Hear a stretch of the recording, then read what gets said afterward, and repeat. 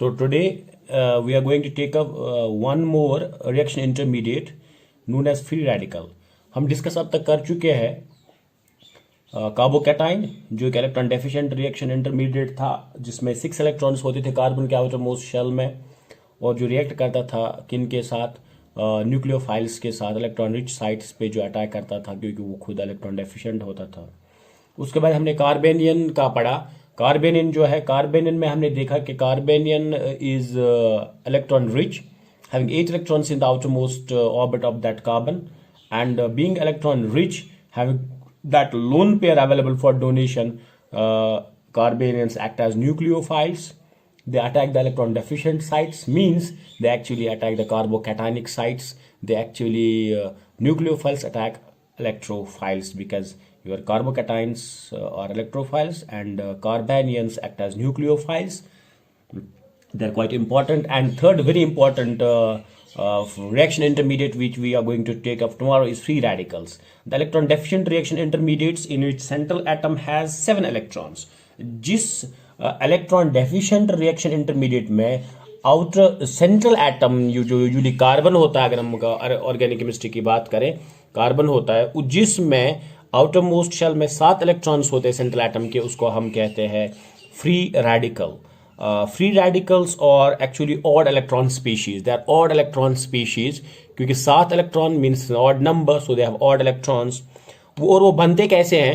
The third very important point, वो बनते कैसे हैं? जब हम बात कर रहे थे about carbocations, about carboanions और carbanions, तो हमने कहा कि heterolytic bond fission of a covalent bond होता है. Heterolytic means there is unsymmetrical unequal distribution of electrons between the two atoms which are bonded.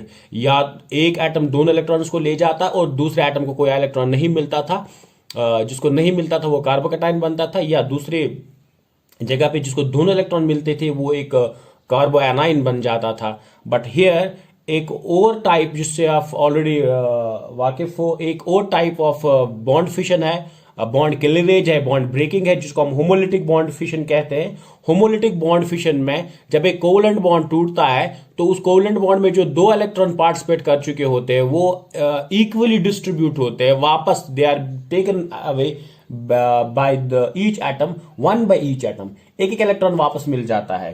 So homolytic bond fission में 2 atoms जो bond बनाने में पार्टिसिपेट करते हैं, जब होमोलिटिक बॉन्ड फिशन होता है, जब होमोलिटिक बॉन्ड फिशन के थ्रू बॉन्ड तोड़ दिया जाता है तो दोनों एटम्स को एक इलेक्ट्रॉन मिल जाता है. So they are generated by homolytic bond fission. The fourth very important point is, जो मैं ऑलरेडी डिस्कस कर चुका हूं, कि इनमें 7 इलेक्ट्रॉन, अगर आपको कार्बन फ्री रेडिकल मिले कहीं पे तो कार्बन फ्री रेडिकल में 7 इलेक्ट्रॉन्स होते हैं in the outermost orbit of the carbon in carbon free radical.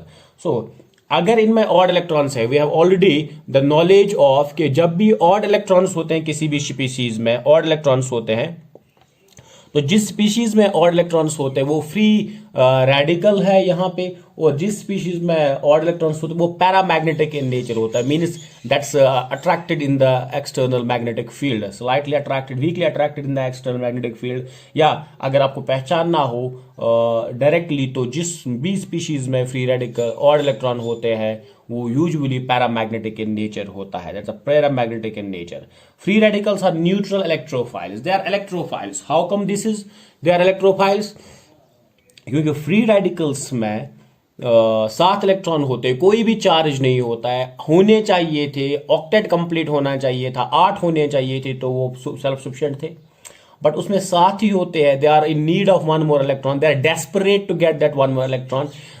So what we can call कि 7 इलेक्ट्रॉन है, 8 होने चाहिए. 8 इलेक्ट्रॉन्स को हासिल करने के लिए they always opt for a nucleophile. वो न्यूक्लियोफिलिक साइट पे अटैक करते हैं, और कोई चार्ज नहीं है तो न्यूट्रल है, और इलेक्ट्रॉन डेफिशिएंट है तो इलेक्ट्रोफाइल्स है. सो याद रखेंगे, वेरी इंपॉर्टेंट है, free radicals are neutral electrophiles. Neutral electrophiles. So आपको लगेगा कि एक इलेक्ट्रॉन वहां दिखता है जो अकेला है, but that also needs 1 more electron to get bonded. So free radical generally reacts with कहां पे करेंगे? अगर फ्री रेडिकल है कहीं पे तो उसको 7 इलेक्ट्रॉन है, एक ही चाहिए तो वो फ्री रेडिकल और एक के साथ ही बॉन्ड करेगा. So free radical generally reacts with free radicals. याद रखेंगे, free radicals react with free radicals. So they are desperate to get bonded, so उनकी पेयरिंग होनी बहुत ही जरूरी है, so they are desperate to get bonded. So अब हम और एक चीज इसके बारे में पढ़ेंगे, that is stability of the alkyl free radical. हम ले लेते हैं सबसे पहले स्टेबिलिटी की बात करते हैं।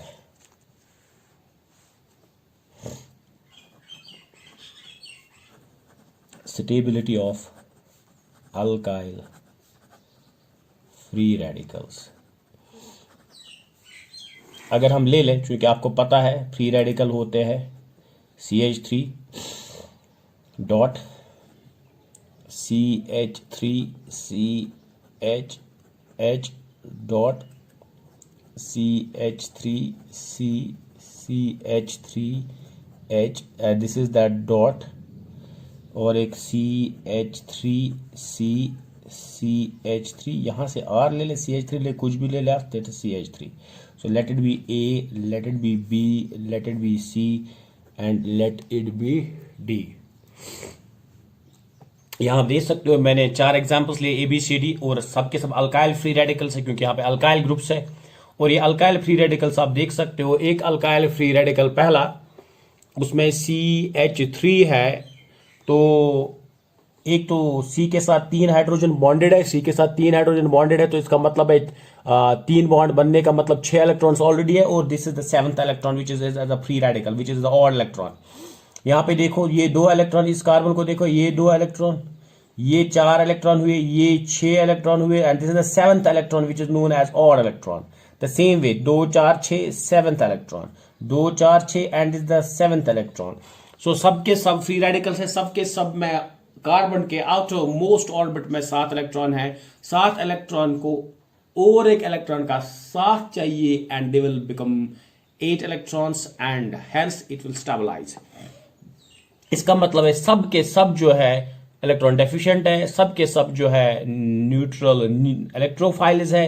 लेकिन अब यहां देखेंगे आप, यहां इस इलेक्ट्रॉन डेफिशिएंसी को कंपेंसेट करने के लिए 3 ग्रुप अल्काइल है, जो कि मैंने मिथाइल दिखाया है, अल्काइल हो सकते हैं कोई भी, मैंने मिथाइल दिखाया हुआ है। As you know from the inductive effect, this methyl has a plus I effect, plus I effect, plus I effect. Plus I effect की वजह से इलेक्ट्रॉन डेंसिटी वो कंट्रीब्यूट करेंगे towards this deficient electrophile, neutral electrophile free radical, और इसकी electron deficiency को कम करने की कोशिश करेंगे। द सेम यहाँ पे 2 ही है जो कम करने की कोशिश करेंगे, यहाँ पे 1 ही है जो कम करने की कोशिश करेगा, और यहाँ पे कोई नहीं है। सो जितनी आपकी इलेक्ट्रॉन स्टेबिलिटी, इलेक्ट्रॉन डिफिशिएंसी कम होती जाएगी, उतना वो स्टेबलाइज होता जाएगा। और सबसे ज्यादा स्टेबलाइज कहां पे होता है फ्री रेडिकल? In this. और आप जानते हो, देखो यहां पे कार्बन जिसपे एक और इलेक्ट्रॉन है वो एक ही मिथाइल ग्रुप के साथ डायरेक्टली जुड़ा हुआ, तो it's a primary free radical. Primary carbon देखो, ये कार्बन जिसपे और इलेक्ट्रॉन है वो 2 कार्बन के साथ जुड़ा हुआ है, तो secondary carbon and hence secondary free radical. ये कार्बन जिसके साथ 3 है तो ये टर्शियरी फ्री रेडिकल, और ये कार्बन जिसके साथ कोई हाइड्रोजन नहीं है, it is a methyl free radical. So methyl free radical, primary free radical, secondary free radical, tertiary free radical. Tertiary free radicals में 3 ऐसे ग्रुप्स है जो इलेक्ट्रॉन डोनेटिंग है, जो आपके कार्बन पे जो कि फ्री रेडिकल है, और इलेक्ट्रॉन कैरिंग कार्बन को इलेक्ट्रॉन डेफिशिएंसी को कम करते हैं। 3 ऐसे ग्रुप्स आ रहे हैं डोनेटिंग ग्रुप्स। सेकेंडरी में 2 ही आ रहे हैं, प्राइमरी में 1 आ रहा है, और मिथाइल फ्री रेडिकल में कोई भी नहीं है। सो अगर हम देखेंगे तो यहां जो इलेक्ट्रॉन डेफिशिएंसी है वो सबसे ज्यादा कम रहेगी। अब यहां सबसे ज्यादा इलेक्ट्रॉन डेफिशिएंट कार्बन रहेगा। सो जितने भी ग्रुप्स आपके होंगे जो इलेक्ट्रॉन डेफिशिएंसी को डिक्रीज करते होंगे, वो इंटर्न फ्री रेडिकल को स्टेबलाइज करते हैं। सो सबसे ज्यादा स्टेबलाइज होगा tertiary free radical, then secondary free radical, then primary free radical, then methyl free radical. This is the order of stability. So tertiary free radical will be more stable because electron donating groups are many more there, alkyl groups, and secondary followed by primary followed by methyl free radical. So inductive effect से ये एक तो inductive effect है जो इनको stabilize कर लेता है. The second one is hyper conjugation. The same वे यहां पे एक मिथाइल ग्रुप है तो इसके हाइपर कॉन्जुगेटिंग हाइड्रोजन है, ये अल्फा कार्बन हुआ, ये अल्फा हाइड्रोजन हुआ। कितने अल्फा हाइड्रोजन है? 3, जो कि हम ऑलरेडी हाइपर कॉन्जुगेशन में पढ़ चुके हैं। सो जितने अल्फा हाइड्रोजन +1 इसके बन जाएंगे hyper conjugating structure. So this one has 4 hyper conjugating structures, this one has 3 and 3, 6 and 7 hyperconjugating structures. This one will be having 3, 3, 3, 9 and 10 hyperconjugating structures, क्योंकि 9 तो इसमें अल्फा हाइड्रोजन है, ये अल्फा कार्बन, ये भी अल्फा कार्बन, ये भी alpha carbon, 3 alpha hydrogen, 3 alpha hydrogen, 3 alpha hydrogen हो गए 9 alpha hydrogen. And hyperconjugating structures number of alpha hydrogen +1 तो 10 हो गए। सो जितने ज्यादा नंबर ऑफ अल्फा हाइड्रोजन है, जितने ज्यादा नंबर ऑफ हाइपरकॉन्जुगेटिंग स्ट्रक्चर्स होते हैं किसी भी फ्री रेडिकल के, उतना उसकी ज्यादा स्टेबिलिटी होती है। So the stability of free radicals is actually decided by inductive effect and second hyperconjugative effect or hyperconjugation. Hope it is clear. We'll meet next time inshallah.